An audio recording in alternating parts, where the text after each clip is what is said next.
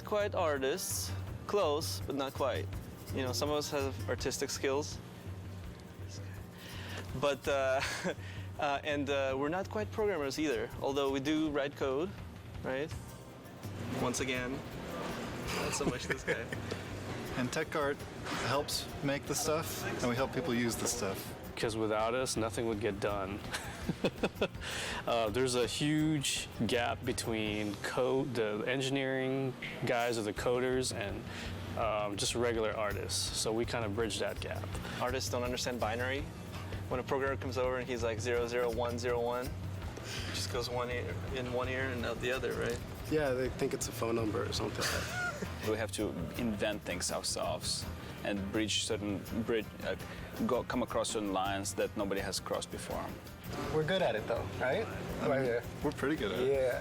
We've done so many crazy stuff in the past that there's nothing that surprises us anymore. The artists were having trouble just building things.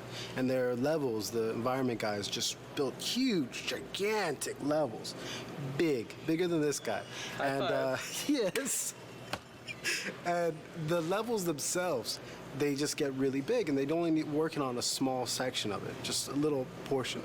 And I wrote a tool that lets them pick which parts they want to use and export just that as a level. And to get that, they just came to me with a problem.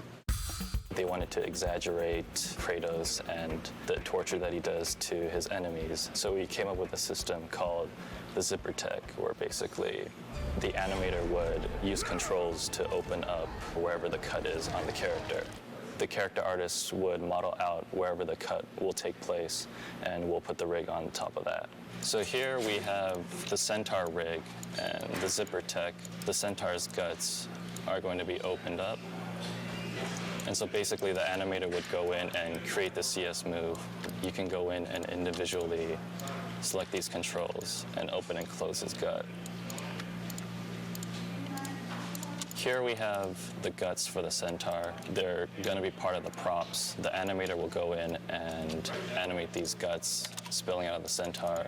And so the guts will be placed in and around here.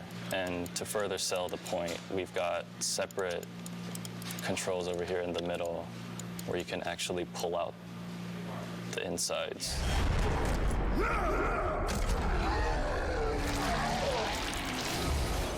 From God of War 2 to God of War 3, we've used dynamic simulation more and more to do more secondary animations on the characters, whereas before on the previous games, the hair would be stiff or the cloth would be stiff. They would be kind of modeled into the creatures. Now we're actually adding motion to those pieces, so you will see hair kind of moving, you'll see cloth kind of moving. Towards the end of the previous game, I, in collaboration with Jason Minters, had created this dynamic system that uses the Maya hair system to drive a series of joints. So as you can see, each of the snakes on her head are independently moving. The animator did not have to individually pose all of these animations, but they have control over the physics so that they can get it to get into a pose that they want, but still when the character moves around, you'll see how the snakes will flow backwards when she goes forwards. It responds to movement, so it improves a lot of the workflow for the animators. It's pretty rewarding to see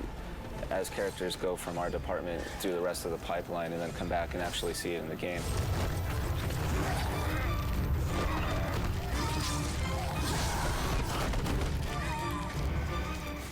So what I received here is a model of Kratos. What I'm doing is adding the wrinkle in his facial expressions. It's being driven by the actual joints in his skeleton. So as you can see, as I lower the joints, his wrinkles go away, and just like a real human, as the joints move up, the wrinkles start to show up on his face. That's some of the new technology that we're putting into the characters and Kratos. Here I have another example. If I lower his shoulder, you can see veins start popping out and striations start popping out on his shoulder. So not only are we putting this technology into his face, but it's also going to be in his body. In the beginning, Yuri kind of got a little freaked out when he got the project because, you know, it was one of those things where it was like, okay, you need to work on this thing, this crazy tail rig that will do everything that we need to get done in this game. There's 4 of us on the team, and we all kind of took a stab at it. And, you know, it was kind of an iterative thing, but Yuri definitely solved the problem. What we see here is the battle between Kratos and Medusa, and Medusa's trying to constrict Kratos.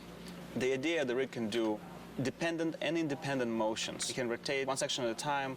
I can move one control at a time. So now, for example, here, I'm affecting this part of the rig, and I'm also affecting controls that are right next to it.